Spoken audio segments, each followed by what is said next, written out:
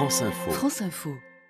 Marcher pour ceux qui ne peuvent pas marcher. Laurent Granier et Aurélie de Remeaux ont entrepris à la mi-août un véritable tour de France à pied en suivant le tracé exact de nos frontières. Ils le font pour leur plaisir, mais aussi au profit de l'association Handicap International. Partis de Brédune, près de la frontière belge, ils avancent de 25 à 30 km par jour et invitent ceux qui veulent les soutenir à acheter leurs kilomètres de marche, 10 € l'unité. Au total, cela devrait faire 80 000 € au bénéfice de l'ONG. Car Aurélie et Laurent comptent parcourir 8000 km en un an. L'air de rien, cela représente quand même un Paris-Pékin à pied.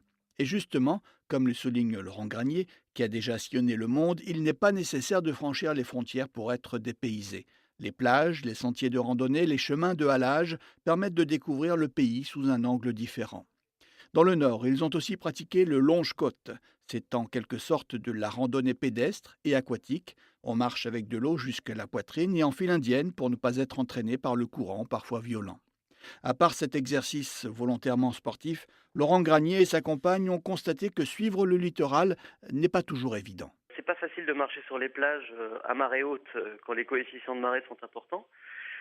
On a eu beaucoup de passages en haut des falaises dans les différentes régions là qu'on vient de traverser. Mais en fin de compte, le pourtour, c'est une série de chemins de grande randonnée, c'est une série de routes aussi qu'on peut emprunter quand il n'y a pas de chemin de grande randonnée. Il y a aussi des grands moments sur la plage à marée basse. Et puis ensuite, il y a plein de baies à traverser. On a traversé la baie d'Authie, on a traversé la baie de Seine, la baie de la Somme. Et ça, souvent, ça nous oblige à revenir à l'intérieur des terres jusqu'au premier pont pour pouvoir traverser la baie. Bon, c'est vrai qu'on a pas mal d'ampoules et de courbatures. En tout cas, les premiers jours, c'était beaucoup comme ça. C'est vraiment tout à pied, centimètre par centimètre. C'est vraiment les 8000 km autour de la France, autour des frontières continentales de la France, intégralement à pied. Laurent Granier et Aurélie de Remeaux n'ont pas emmené de tente. Ils comptent sur l'hospitalité des gens au fil des rencontres.